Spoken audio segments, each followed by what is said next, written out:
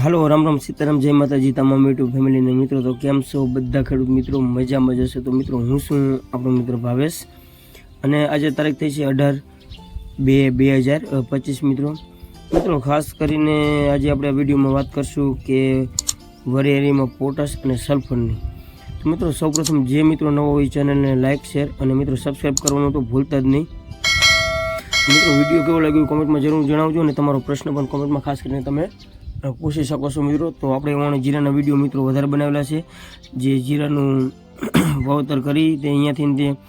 અત્યારે જીરું પાકવાની તૈયારીમાં આવી ગયું છે ત્યાં લગીને આપણે બધા વિડીયો આપણી ચેનલમાં ફાઇનલી મૂકેલા છે મિત્રો ખાસ કરીને હવે આપણે વરિયાળીના વિડીયોમાં આપણે વધારે ભાર દઈશું કારણ કે હવે વરિયાળીનો અત્યારે ફ્લાવરિંગમાં વરિયાળીનો ક્રેઝ સારો હોય છે અને હવે આપણે જીરાનું પાક પણ પડવામાં આવી ગયો છે અને હવે જીરામાં વિડીયોની ખાસ કોઈ બહુ જરૂર હોતી નહીં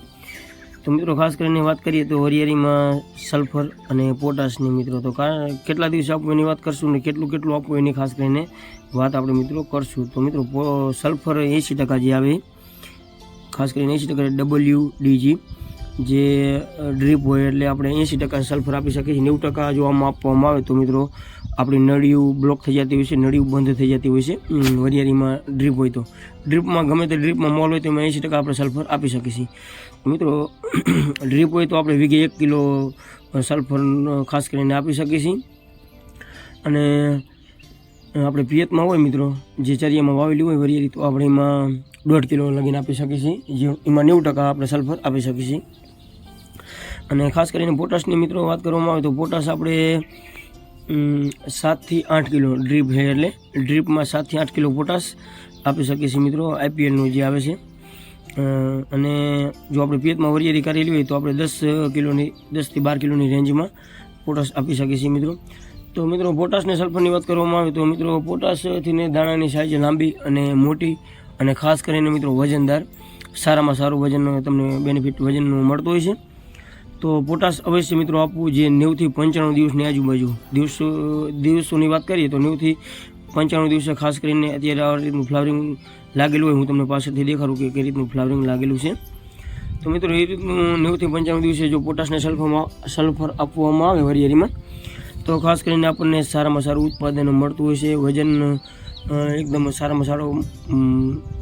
થતો હોય છે અને દાણાની ક્વોલિટી લાંબી અને મોટી સાઇઝમાં થતો હોય છે અને સલ્ફરની વાત કરીએ તો મિત્રો સલ્ફર પણ જો આપણી જમીનમાં સલ્ફરની ઉણપ હંમેશા વધારે હોય છે જે આપણી ગુજરાત વિસ્તારની જમીન રહે એમાં સલ્ફરની ઉણપ વધારે હોય છે મિત્રો તો સલ્ફર પણ આપણે ખાસ કરીને આપવામાં આવે તો સલ્ફરથી વજન એવો સારો થાય છે અને ક્વોલિટી પણ સારી બને છે સલ્ફરની ઉણપ હોય તો મટી જતી હોય છે મિત્રો અને સલ્ફરની ખામી પણ પૂરી થઈ જતી હોય છે અને ખાસ કરીને જો વાત કરવા જઈએ તો મિત્રો સલ્ફરથી ફૂગમાં પણ આપણને સારો બેનિફિટ મળતો હોય છે જે વરિયાળી ખાસ કરીને આપણે જ્યારે ઉપર એકદમ ફ્લાવરિંગ વધારે આવી જાય અને છાકર વધારે આવે તો મિત્રો ઉપર જે આપણે ફૂલ કારા પડી જાય તો એ કારા પણ પડતા નથી ખાસ કરીને બહુ અને મિત્રો ખાસ કરીને હવે આગળ વાત કરવામાં આવે તો આપણે આના આગળ છંટકાવ દૂધ ગોળના ખાસ કરીને લઈ લીધા છે જે દૂધ ગોળના છંટકાવની વાત કરવામાં આવે તો મિત્રો પ્રતિ પંપે 250 ml ગાયનું દૂધ નાખવું અને 100 ગ્રામ પ્રતિ પંપે ગોળ નાખવો એટલે કે ગોળને 1 કિલો ગોળ હોય તો એને પાણીમાં અથવા દૂધ સાથે પલાળી દેવો જેથી કરીને આપણને છાંટવામાં સરળતા મળે છે તો દાખલા તરીકે મિત્રો આપણે 5 લીટર દૂધ હોય તો આપણે એના 20 પંપ થાય તો 2 કિલો ગોળ આપણે દૂધમાં નાખી અને સારો છંટકાવ કરી શકીએ છીએ તો 250 ml દૂધ લેખે 5 લીટર દૂધ હોય એટલે આપણે 20 પંપ આરામથી થઈ જાય અને એમાં 2 કિલો ગોળ નાખી દેવાનો મિત્રો એટલે 20 પંપનું મિશ્રણ ખાસ કરીને કમ્પ્લીટ તૈયાર થઈ ગયું કહેવાય અને એક રાઉન્ડ કરી અહીંયાથી બીજો રાઉન્ડ આપણે 12 થી 15 દિવસના ગાળામાં કરવો તો આપણને સારામાં સારો બેનિફિટ મળતો હોય છે જો 2 રાઉન્ડ કરવામાં આવે વરિયાળીમાં દૂધ ગોળના તો મિત્રો આપણને ફ્લાવરિંગમાં સારામાં સારો બેનિફિટ મળતો હોય છે અને ખાસ કરીને જો આગળ વાત કરીએ તો મિત્રો દૂધ ગોળ છાંટવાથી ખાસ કરીને વરિયાળીમાં મધમાખીનું પ્રમાણ વધતું હોય છે જો મધમાખી વધારે આવે તો જે ઉપર જે ફ્લાવરિંગમાં જે મધમાખી બેવે તો એની ફ્લાવરિંગની સંખ્યા પણ વધતી હોય છે અને દાણાની ક્વોલિટી પણ એકદમ સુપર બનતી હોય છે તો વરિયાળીમાં ખાસ કરીને દૂધ ગોળનું મહત્ત્વ વધારે રહેલું છે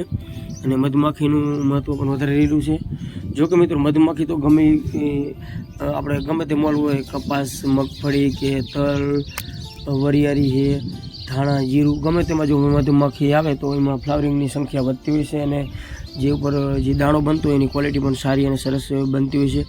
તો મધમાખીનું પ્રમાણ ગમે વરિયાળીમાં કે ગમે તે મોલમાં આવે તો સારામાં સારો આપણને ઉત્પાદનમાં ફેર પડતો હોય છે. મિત્રો ખાસ કરીને 90 થી 95 દિવસે જો તમે સલ્ફરને પોટાશ વાવવામાં આવે તો મિત્રો આપણને સારામાં સારો ઉત્પાદન મળતું હોય છે. આપણું ઉત્પાદન 10 થી 15% વધી શકે છે મિત્રો. તો મિત્રો આ વરિયાળી આપણે કમ્પ્લીટ 95 દિવસની થઈ ગઈ છે અને હવે આને આપણે અત્યારે પિયતની વાત કરીએ તો 10 થી 12 દિવસે પિયત ખાસ કરીને આપવું. તો મિત્રો આગળ પણ આપણે ઘણા વિડીયો વરિયાળીના પણ મૂકેલા છે. ઓણ આપણે વરિયાળીના વિડીયો ઓછા મૂક્યા છે કારણ કે ઓણ જીરામાં આપણે વધારે ભારે પડતો, કારણ કે જીરાની સિઝન ટૂંકી હોય છે અને હવે આપણે વરિયાળીના વિડીયો ક્યારેક બનાવતા રહીશું. અને આના પછી આપણે ઉનાળુ સિઝનના કયા વાવેતર કરવા એના પણ ખાસ કરીને વિડીયો બનાવતા રહીશું. મિત્રો વરિયાળી જ્યારે ખાસ કરીને 40 દિવસથી 80 દિવસ વચ્ચેની હોય તો ખાસ કરીને વચમાં પિયત 20 થી 25 થી જો સારી જમીન હોય તો 25 થી 30 દિવસે પણ પિયત ખાસ કરીને આપવું, કારણ કે જો વધારે પિયત આપવામાં આવે તો ઉત્પાદન ખાસ કરીને ઘટી શકે છે અને હાઈટ વધારે થઈ જતી હોય છે, જેથી કરીને આપણને ઉત્પાદન ઓછું મળે છે. મિત્રો આ આપણે 27ની ફાંડે વાવેતર કરેલું છે. તો મિત્રો ખાસ કરીને પછી જો 90 થી 95 દિવસની વરિયાળી થઈ જાય પછી એને રેગ્યુલર 10 દિવસે પિયત આપવું. તો બસ મિત્રો આ તો વરિયાળીના પોટાશ અને સલ્ફર ને પોટાશનો વિડીયો. તો આ વિડીયો કેવો લાગ્યો કોમેન્ટમાં ખાસ કરીને જરૂર જણાવજો. અને મિત્રો આવા જ અવનવો વિડીયો જોવા માટે અમારી કિસાન મિત્રો લીલાપુર યુટ્યુબ ચેનલને લાઇક, શેર અને સબસ્ક્રાઈબ કરવાનું ભૂલતા નહીં. મિત્રો આપણી ચેનલમાં તમને સાચી અને સચોટ માહિતી એકદમ મળતી રહેશે અને આવા જ અવનવો વિડીયો જોવા માટે અમારી ચેનલમાં બન્યા રહો. અને મિત્રો આપણે જીરાના તમામ પ્રકારના વિડીયો આપણી ચેનલમાં ફાઇનલી મૂકેલા છે,